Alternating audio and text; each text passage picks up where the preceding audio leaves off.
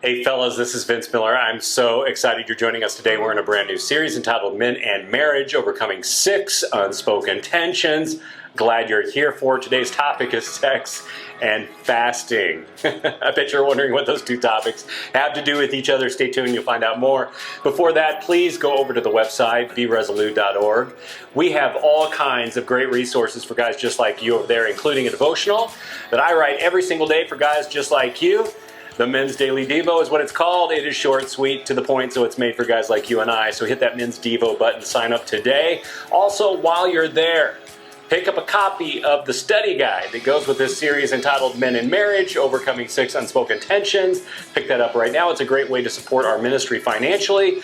Also, it'll be great when you're thinking and having some reflection with this series, or if you're sharing it with another guy. There's great discussion questions in the book. So pick that up, or just lead a group of men around this topic. That would be great as well. And with that, fellas, don't forget to hit the subscribe button below. Literally do it right now so you can get notified of new videos in this series or any series that comes out. We want to be communicating to you as men of God so that you're growing in your relationship with Christ. And with that, let's dig into our topic today, sex and fasting. Wonder what that means. Let's find out.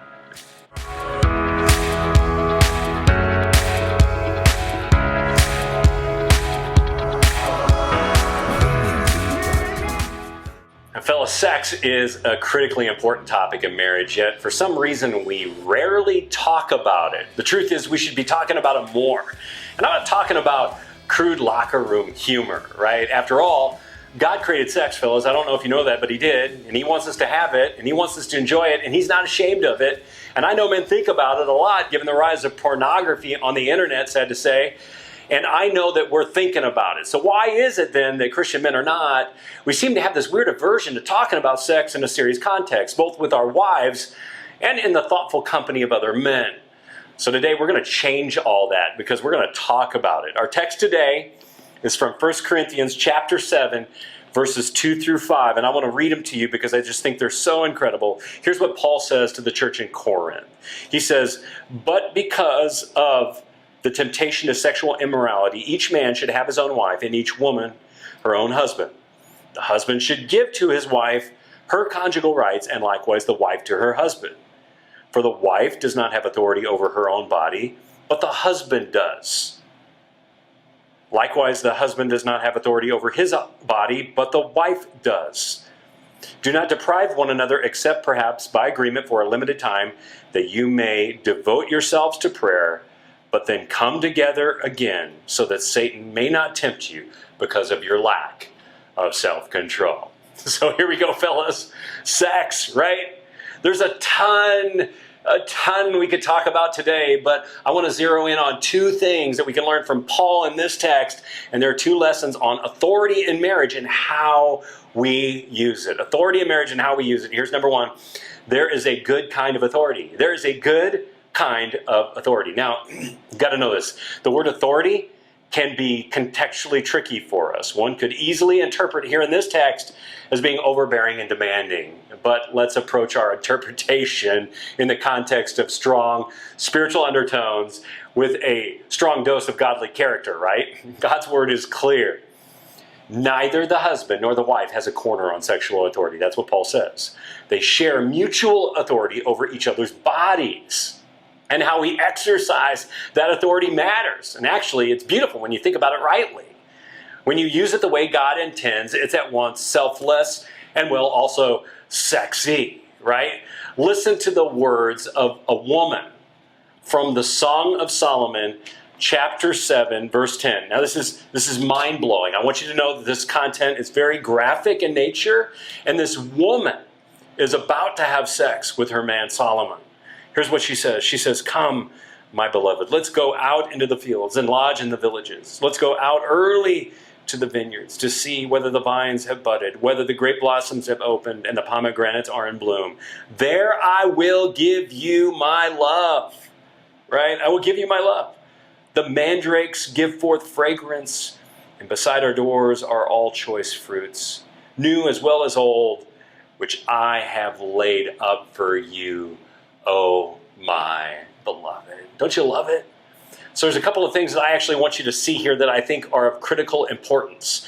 First I skipped reading over the first part of this chapter, but in it the husband, Solomon, is really talking up his wife. It's some pretty intense sexual content, by the way, worth reading later, but he describes her beauty very specifically, everything from head to toe. And he goes at great lengths, lyricizing poetically about how he sees his wife, which is something, fellas, you could do. You could try it to enhance intimacy with your wife. Granted, his gushing language may seem a little bit over the top, right, to some women. But notice this, how you praise your wife physically matters.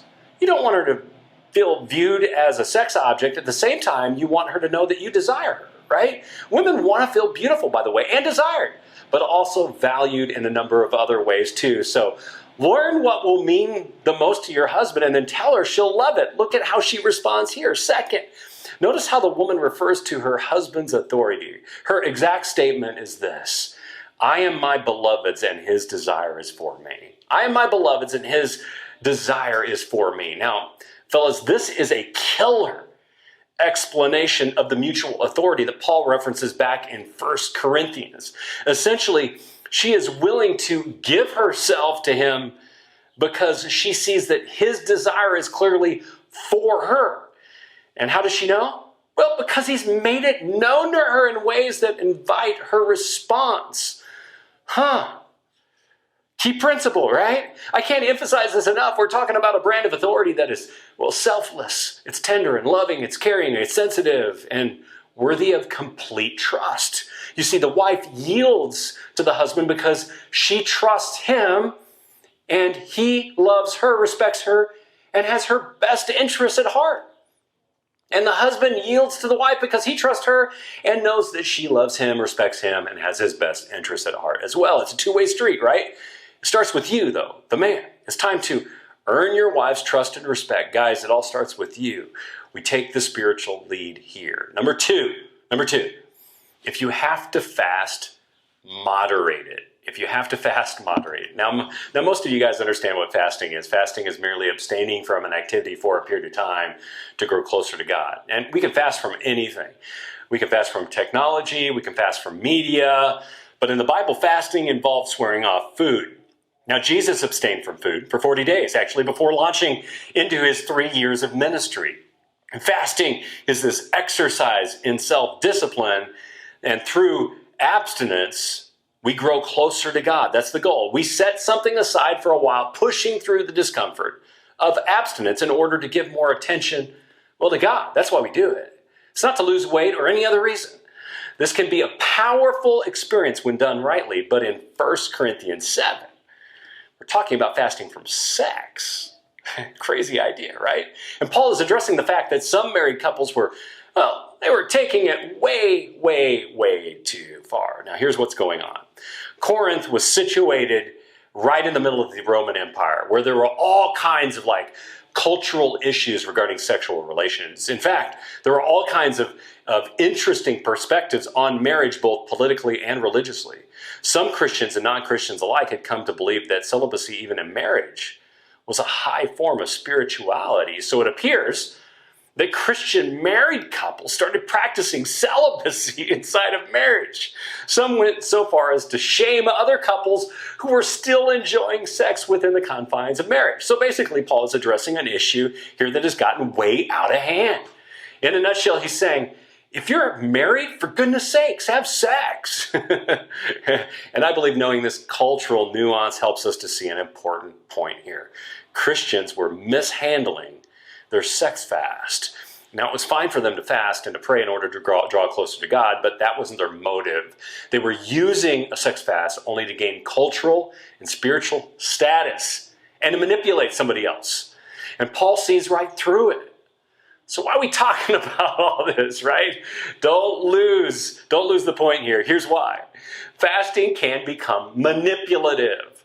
Fasting can escalate to becoming a hunger strike, and then it's a means to manipulate somebody else. And this could not be more true in marriage, especially with sex. Most of the things we fast from, like food or media or technology, don't affect anybody else.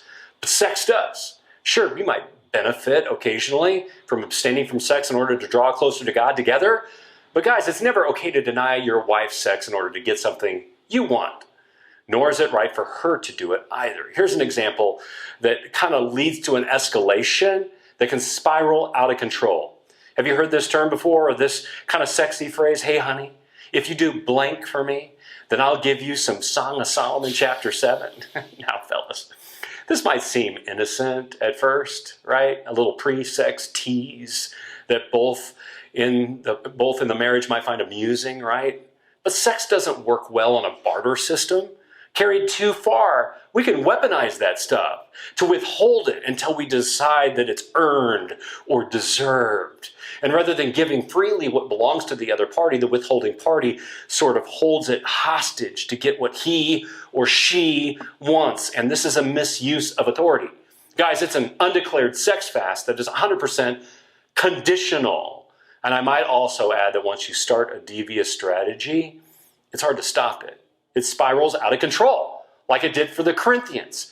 I've met more than a few husbands in my life who have maintained an entire decade of sexual abstinence, fasting, out of control. And honestly, this is wrong. And Paul says it's wrong.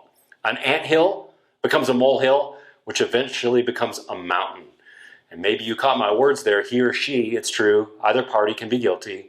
But if your marriage needs a course correction here, take the initiative and let it start with you. Now, fellas, couples may end up with a sexless marriage for a variety of other reasons too, I understand. But it's still often a symptom of problems in the relationship that need to be addressed, regardless of why. Unless there are like physical reasons for abstaining, like an illness, for example, a sexless union is most likely an unhappy and unhealthy one. So if you're watching right now and you're single, I am so glad you're listening, because if you think all your sex problems will disappear when you get married, you're dead wrong. We believe this, don't we? We believe that once we get married, our sexual issues will all go away. But they don't. Sin and temptation and a variety of other issues regarding a guy's sexuality don't just evaporate because we walk down an aisle. Man, if they did, there would be nothing but happy marriages today. But most marriages, 50% of all marriages, end in a divorce still today.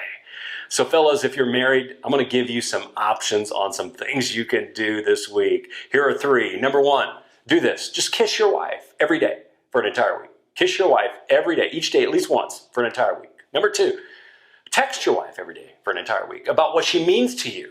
And if you need helpful advice, consult Song of Solomon. 3, and this is the one I really hope that you'll choose, I want you to sit down with your wife and have an honest conversation about sex. Just sit across the table, look at your wife, and talk with her about it. And tell her your motivation is you want to find ways to love her more physically. And you want to lean into your relationship and have a real conversation about sex. It's okay to have it. God wants you to have it. He wants you to enjoy it, and he wants you to be blessed by it. So fellas, take up one of these challenges, dig in today. Remember, hit that subscribe button below before you go, and I'll see you right back here next time. Until then, be, live, and act.